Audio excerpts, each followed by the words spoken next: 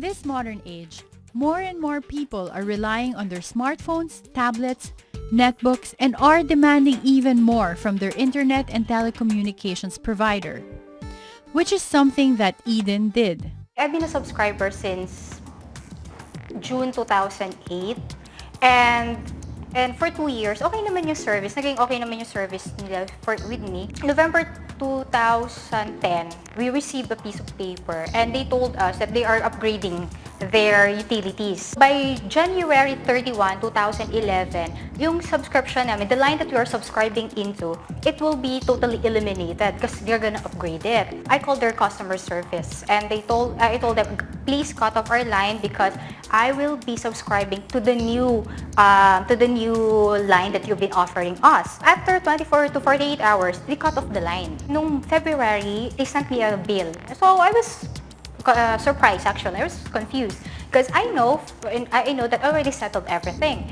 And I called their customer service representative and they told me that it's just a misunderstanding. Then come March, I received a bill again, another bill again. Come April and May, I received another bill, 2 bills actually.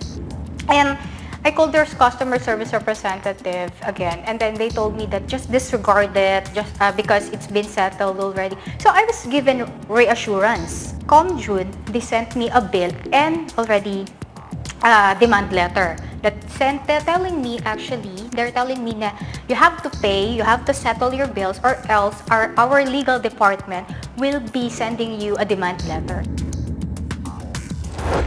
What services are telecommunications obligated to provide to its clients? What cases can people file against telecom providers that do not provide decent services? Where can people file a case? Good evening. You are watching Legal Help Desk on the Solar News channel. This show is about making the law work for you by giving legal advice on topics that matter to you. I'm Attorney Karen Jimeno. And I'm Attorney Rod Nepomuceno. Tonight, we will be discussing your legal rights on the issue of telecommunication services. What you need to know about the kinds of services telecom companies are required to give to you and what you need to do when they do not follow the legal provisions provided by the National Telecom Commission. Tonight, we have with us Edgardo Cabarrios, Director of the Common Carrier Authorization Department of the NTC. Good evening po, Director Egay. Good evening, Attorney Karen, and good evening, Attorney Rod. Director Egay, nako. Very interesting topic. Marami tayong... Alam niyo po, kahit yung husband questions. ko nung nalaman niya yung topic today, he said, I want to call and ask a question because, you know, he's always frustrated. Yung speed ng internet or even mobile services. I received a lot of questions already on my Facebook. So, and we can start with Eden's case, di ba? Yes. Kasi what can she do considering na, di ba parang Rod, yung problem was with the telecom telling them, we're going to upgrade the facilities, and then they were switching, yung pagkaintindi ko, she was switching to another number, but she kept getting billed for the line that she already cut off. For the old one. Tapos nagka-demand letter pa. Well, the first that person should do is go to our office, our NTC. One-stop public assistance center. Ito po yung Yes, the OSPAC, one-stop public assistance center. Public assistance center. So that our personnel there can do something about it. What kind of course, you'll submit your grievance. Yes. And, what kind of form? What form should they submit? Will they submit? No, they just present the case, the facts. The facts lang. Okay. They have pre-prepared form. Kasi parang nabasa ko sa rules nyo, meron ng standard form that they just have to fill up. Is that still applicable? Yes. The form, they should fill up the form and submit the filled form to the personnel there. Now, in your case, sir, do you normally get to resolve cases like this? I mean, how long? Judiciously or quickly? Or, yes, what's the timeline? Our OSPAC has direct communication with the telcos. All right. And once a complaint is received, they call right away to the telcos. And if there is no agreement yet, then the parties are called to a meeting, that's mediation. And 90% of of complaints received by our OSPAC were settled All right. That's comforting after to know. mediation. Yes. Okay. And only 10% goes to our legal. Director Egay, in the case of Eden, nakakuha na siya ng demand letter from the telecom provider saying that we will, parang they were saying that we Yes. will, I'm sure parang take you to court or something. We haven't seen the letter pero parang may demand letter. What if by the time the consumer goes to you, there's already a case filed against them in court? Can the NTC intervene and say that we will try to mediate them first? Well, as I've said, all he has to do now is go to our office. Okay. Okay. So that everything stops. When it is, when No, the case walang fee. is with the office already. Yes. No, And is that, sorry, so go ahead. I just have a question. Is there going to be a fee for this if they No, go? no, Okay, no. Yeah. that's good. No, no fee. No, Yeah. it's not like they're gonna go there and line up in with many booths and all that. Is there an officer of the day that's gonna take care of them? Do you have a number of officers who will take care of them in the NTC? Yes, we have sufficient number of All right. personnel there. Okay. All they have to do is go there and then talk to our personnel there. That's No, okay. comforting to know na madali. Oo. Yan nga eh. So, right, should we Let's answer some questions? Yeah, let's I start think, answering because ang dami yeah, talaga dami. may kahit We're ako besieged. maraming tanong eh. We're Let's besieged, answer a yeah. few questions from our viewers. Our first question comes from Lovely and she asks, I've been a postpaid subscriber for 2 years now and was contacted by my provider that I was eligible to get a new phone. Yan. When I went to their store, they asked me to pick the model and sign a contract that prolongs my subscription with them. It was only then did they explain that that with this new contract, the rates will change from the one I'm already using. Instead of spending 2 pesos a minute per call, they will now charge me 7 pesos per minute. Is this a common practice for telecom companies to ask their clients to sign a contract first before they explain the situation they will put us in? And how do they have to change the rates from the one I already subscribed to? Haba ng tanong. Yeah, that was quite a long Yes, question. but Okay. that is wrong. Okay. That So is they wrong. can't increase from 2 pesos to 7 pesos per The minute? subscriber must be informed. That's the First, key, no? That's the key. I think in all of your rules and regulations, the subscriber has to be informed. And has to be- of consent. any changes and consent, yeah. not just be Yes. informed. No? So Yes. in this case, if they just told her, we'll upgrade your form, and then she signs a contract to pick a new phone, na walang nakasulat na rates, and then suddenly, when she gets the bill, mas mataas na yung rate niya per minute, she can refuse to pay the But increase All you have to do is she should come to our office. Yeah. And show you the Yes. bill, and then not pay first. Yes, yes, yes. Yeah, she Okay. can opt not to Doon pay. is a Yeah. second. Yeah. Yeah, Yes. and I read something interesting about one of the NTC memo orders, and it said that if you put a bill under dispute, for instance, or a charge, in the meantime that it is under investigation, they're not supposed to be required to pay, Yes. and they should not be subjected to late fees. Yeah. Any Ngayon, penalties, no? if they, kunwari, see their next bill na may penalties, they can go to NTC, show this, and complain Yes, about they should pay only those that are not contested. Okay. They should not pay the contested bill. Right. Okay. All right. Our next question, naman, comes from Charles. Let's watch this video. Receive text messages from real estate developers and other financial institutions. Are telecoms authorized to disclose the telephone numbers of their subscribers? Director Egay, we were talking about that earlier. All right, Yeah. what we call spam. What we term as spam. spam, no? Oh, it's This is annoying. I do get Yeah, that. this is- Yung Yeah, mga yeah, real estate or biglang, bank, yes, bank. get a loan. Get a yung mga loan, ganyan. Oo. Oh, yes, yes. Sometimes Yeah. I'm always tempted to. To get a loan. Do you need cash? Para Well, matest. I always need cash. Yeah, exacto. Yeah. Right. So, why The does this telcos are happen? not authorized to release any information provided by the subscribers, including the telephone number. Hindi Alright. po pwede yun. So can I complain if I get this and it's coming from a particular number all the time? Can I have it blocked? Can I go to NTC and say I don't like this? the SIM card of the one sending can be blocked. Can be blocked. Yes. Now, do I have to bring my phone to the NTC and show this particular number, or can I just call and say this number is bothering me? No, we have to protect the others also. Okay, Because okay. these are when you block a SIM card, you are depriving the owner Right. of the right Also to from consume. accessing. Oh. Okay. So you really have to go physically to the NTC and show Yes, that number, and you're to- getting these Yes, to ensure text that messages. the one that is black comes from the one that sends the spam or the scam. Now you made the distinction though earlier about 4-digit numbers and 11-digit yes. numbers. So if the spam is coming from an 11-digit number, you can't do much, right? I mean, because Oh yes, text messages coming from 4-digit number. We authorize this 4-digit number. These are service providers. Okay. service So we providers. have authority over them.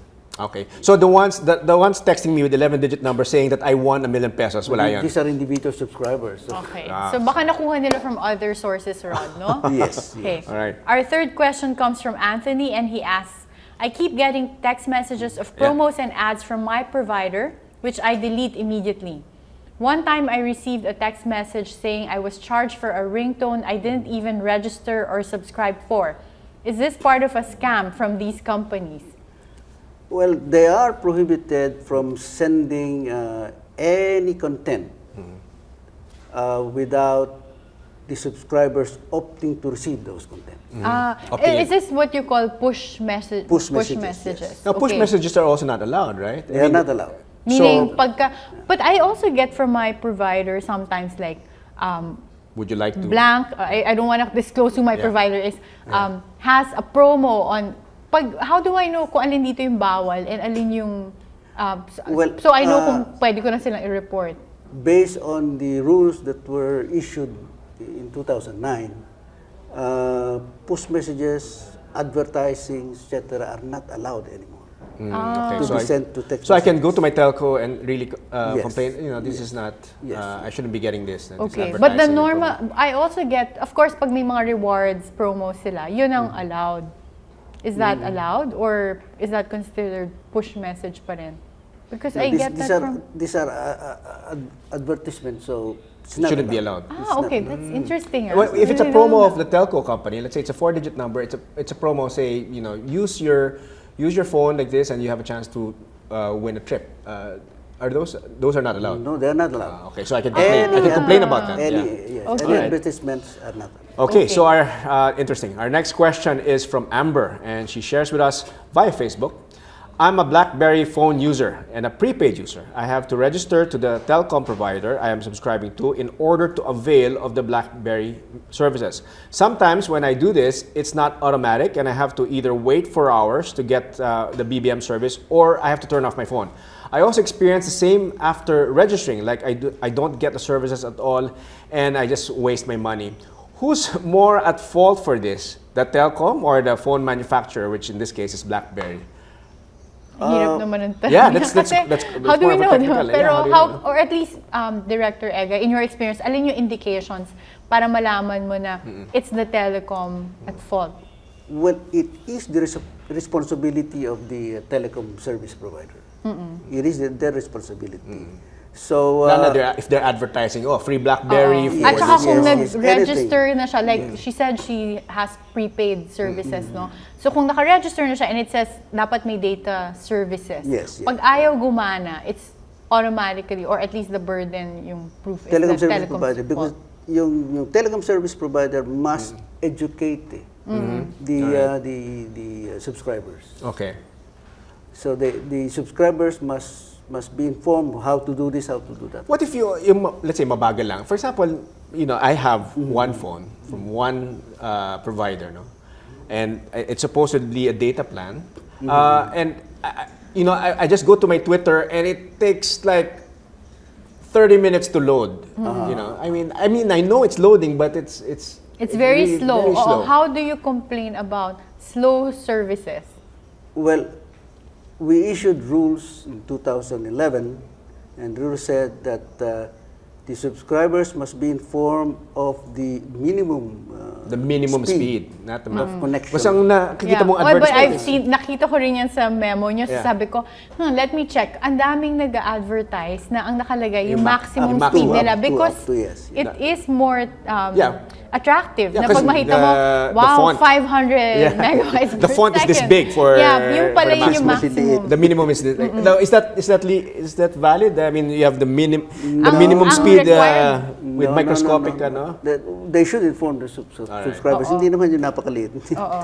So I think, tama ba, Director Egay, when you're advertising for internet speed, ang kailangan mong i-advertise is the minimum, not maximum speed. Yes, the minimum okay. speed. Yes. So viewers out there, make sure that when you're looking at an ad, it has to indicate yung anong minimum speed, hindi yung maximum speed ng internet. And the reliability percentage, right? Yeah, we'll discuss that 80% later. of the time. I want Director Egger to explain that. So let's take a short break. Legal Help Desk will return after these reminders.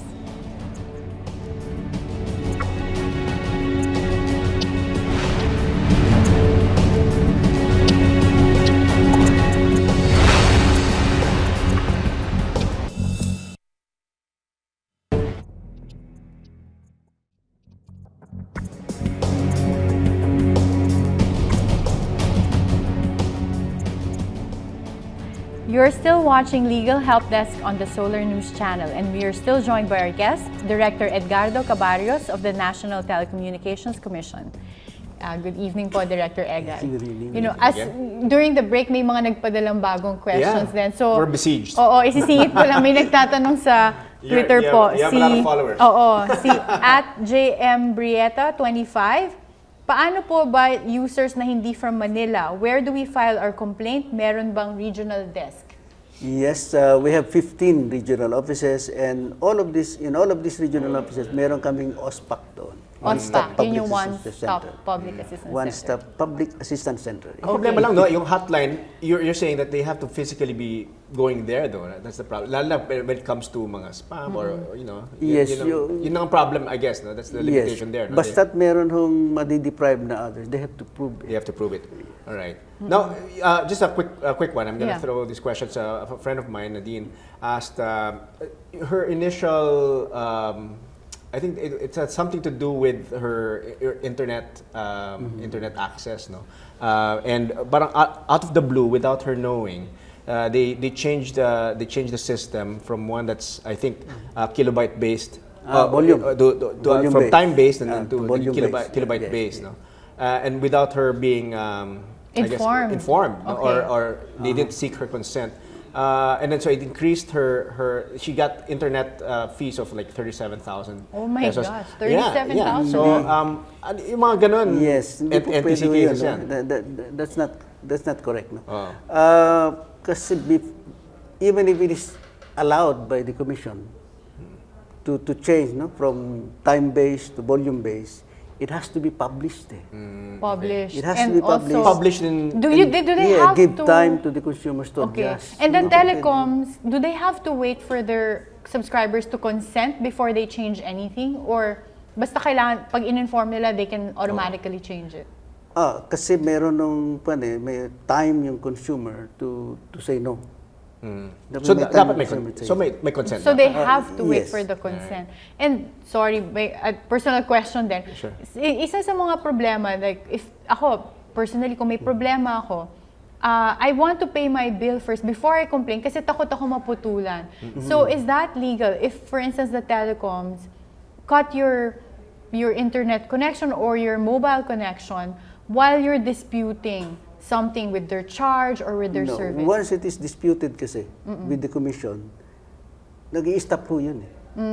Nag-i-stop siya. Meaning to say, they cannot cut your service. Okay. Yes. Are they required to complain to the service provider first before they go to NTC? No, they can go Directly, to the okay. NTC, yes. That's Okay. good to know. Yeah. And All right. let's answer a few more questions from our viewers. Marco is asking us, my biggest frustration with my provider is the dropped calls. Naku. What can they do to stop this from happening? Yan. That's my biggest frustration. Yeah. do well It's as some- well, yeah. Drop calls. totoo Kasi, yan. kasi you feel that you know, if Oo. you're And also calling if for you're 10 charged- seconds. Yeah. Exactly. And if you're charged per minute. Yeah, per minute. Yeah. Parang Yes. ang daya, di ba? Kasi you have to Yeah. call again. Yeah. Once you're in the middle of So if your rate is 7 pesos, you have to. Oh. It's another 7 Yeah. pesos. You know, after a while it accumulates. You know. These are radio kasi, radyo, and if you use radio, you cannot avoid drop calls. And that's the reason why the standard prescribed by the commission is you should not exceed 2%. 2 drop calls for every 100 So, okay. yeah. For every 100 calls. Yes. So, But if that's- I'm noticing na lagi na lang, Yeah. then maybe I can complain kasi that's Yes. more than 2 for every 100. Yes, and should be a small percentage kasi. what the commission did to reduce the cost of drop calls is from 1 minute per pulse, we reduce it to 6 seconds per pulse. The per pulse, meaning that's the kind of the price unit, price Yes, per unit. if now you're paying 8 pesos per minute, Uh-oh. it should be divided by 10, so 80 centavos. 80 centavos per Per pulse, per 6 seconds. So if your call is dropped, you're not charged that full 8 pesos. No?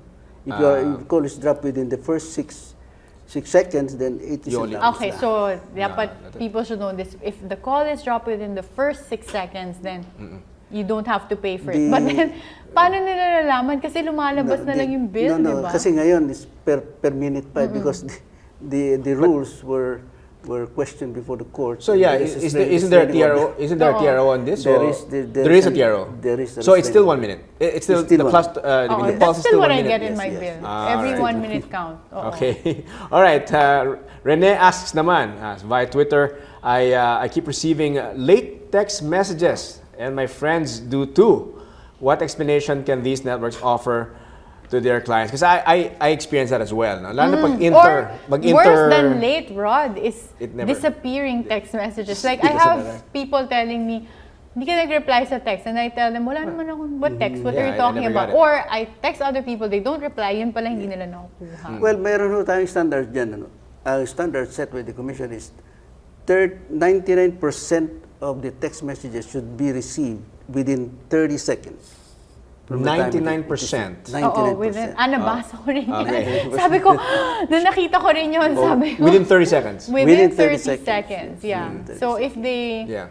don't, I'm wondering lang, ano pong klaseng penalties ang nabibigay sa mga well, telcos? Ang penalty kasi is based on the 1939 law. Extreme so kasi is very low and then very harsh naman yung isa. Very low is 200 pesos per day. Na fine. Na fine. Wow. 200 pesos Baliwala per yan day. sa mga telecoms. So, And the That's other one phone call. extreme penalty naman is cancellation of the authority. that's When you heavy. Mabigat yun, mabigat yun. When you cancel authority, Yeah. no service at all. Yeah. Pero Yeah. problema is siguro, you'll also be hesitant to impose that sanction, Yes, no? Sorry, I'll also include this question. This is from another Twitter follower. He was actually one of the bar top-notchers. Alright. No, he was the #1 pala nung recent bar exam. He was asking, please also discuss remedies for awful internet service from telecoms. This is from Nikki Ingles. Yes. Ano yung of course the usual remedy is that you call. I mean that's the other thing. No, when you call customer service from to these telcos, they'll give you if you want this service #1, if you want this service #2, and you'll go through this litany of Actually, in relation to this, Director Egay, pagka kunwari, I have friends who tell me, grabe, 3 days na kaming walang internet connection because they try to connect tapos wala. It's just really, hindi gumagana yung internet nila sa bahay. Can you refuse to pay for, you can tell them, well, it wasn't working for 3 days or 5 days. Pwede mo sabihin, ibawas nyo sa bill ko yung 3 araw or 5 days na hindi ko nagamit yung internet. Yes, Kahit monthly subscription. Mas mabuti po dalhin sa opisina. No? Sa So NTC. it's better to go to NTC Yes. than go straight to the service Yes. provider. and to demo it. And Ay, demo. so that the commission can order or talk to these telcos. And you don't, pag internet, you don't have any proof other than your word, or at least bring someone Other from than from your NTC and say, experience. you try it, di ba? Ayaw talaga gumana. But, so what can they do? They just have to... they have records. No? The telcos have the records of transactions. So the commission can direct them to produce these records. Now, you say records. What if it's a prepaid phone? No? So the remedy is to go to the NTC. Kunyari, if they lose a number, they lose their phone, and it's a prepaid number, they can't go to the telco and tell them, please block this number. Yeah, they They'll can have go to NTC and Okay. have the phone blocked, especially the phones that are lost or they're stolen, etc. They can be blocked. Okay. And then we have another question from Twitter, from Joanna Marin. Any thoughts on fair usage policy? It prevents users to fully enjoy internet services. Fair use policy, while it is not prohibited, the subscribers must be fully informed of the fair use policy. So Meaning fair use policy is something that telecoms Yes, provide. this is used to prevent abuses. Okay, so where do subscribers see this? Well, they should, the telcos should inform the subscribers if they implement this fair use policy. Fair use policy normally consists of the maximum volume per month or per day, etc. You mean that you can download? Yes. ganon? In other words, you can't maximum be share. downloading a movie all the Yes. time, 24/7, right? So And- parang they're saying fair use. So that Dapat- others can use, because these Yeah. are shared facilities. Right. Okay, but how can Shared they facility. prevent that kung merong talagang mas active sa internet? They cut you off or they Oh stop? yes, they know They'll- you. They know you. The Interesting. system knows you. Okay, so that's allowed pala under the rules na mag-impose ang mga internet providers ng Yeah, fair it is use not policy. prohibited. So what you're by saying the is rules. that when they say unlimited, it's not really unlimited. Well, technically yes. Subject to Subject to fair use fair use. policy. Subject fair use policy. All right. Naku, unfortunately, Ang bilis, no? unfortunately, that's Ay, all the time that we Hindi pa nakatawag have. yung husband ko. Our director's already waving to us, so that's all the time we have for tonight. We would like to thank our guest for this evening, Director Edgardo Cabarrios of the NTC, for being with us tonight and sharing to us all this information about your telecom rights. I'm Attorney Rod Nepomuceno. Join us again next Monday as we talk about your legal rights on the issue of school-related problems such as tuition fees and school liability here on Legal Help Desk. I'm Attorney Karen Jimeno. Good night.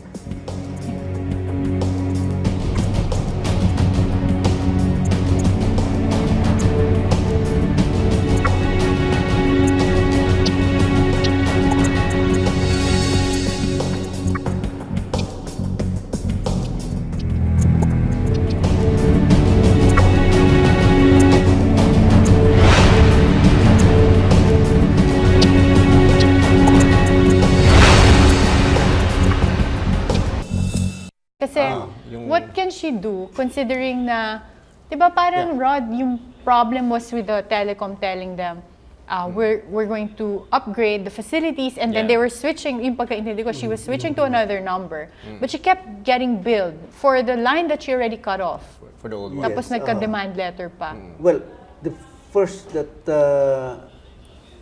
person should do is go to our office, our NTC.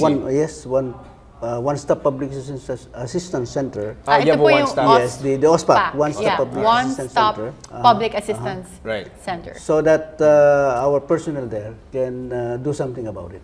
What kind of course you'll submit your grievance. Yes, And yes. what Ano kind pong of form? Yeah, what form should they submit? Will they submit? And I called their customer service representative again, and then they told me that just disregard it, just because it's been settled already. So I was given reassurance. Come June, they sent me a bill and already demand letter that they're telling me that you have to pay, you have to settle your bills, or else our legal department will be sending you a demand letter. What services are telecommunications obligated to provide to its clients? What cases can people file against telecom providers that do not provide decent services? Where can people file a case? Good evening. You are watching Legal Help Desk on the Solar News Channel. This show is about making the law work for you by giving legal advice on topics that matter.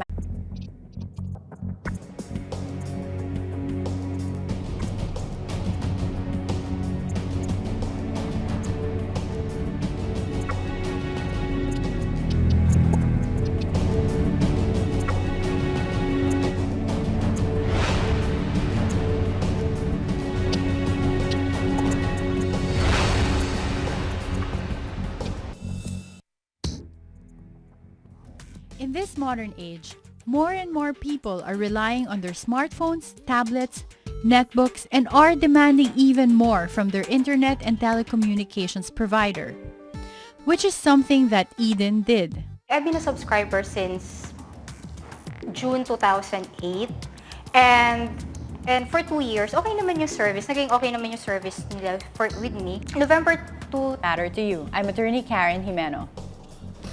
And I'm Attorney Rod Nepomuceno. Tonight, we will be discussing your legal rights on the issue of telecommunication services. What you need to know about the kinds of services telecom companies are required to give to you and what you need to do when they do not follow the legal provisions provided by the National Telecom Commission. Tonight, we have with us Edgardo Cabarrios, Director of the Common Carrier Authorization Department of the NTC. Good evening po, Director Egay.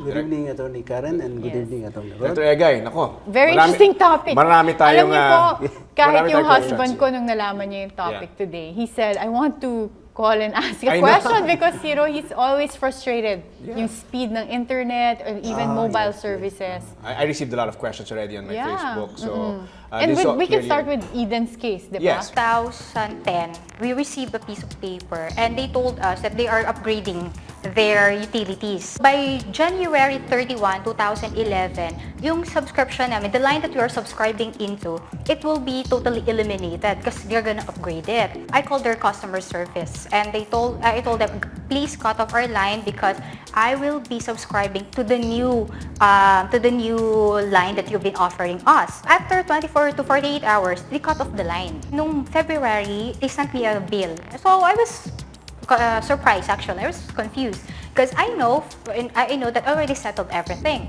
And I called their customer service representative and they told me that it's just a misunderstanding. Then come March, I received a bill again, another bill again. Come April and May, I received another bill, 2 bills actually.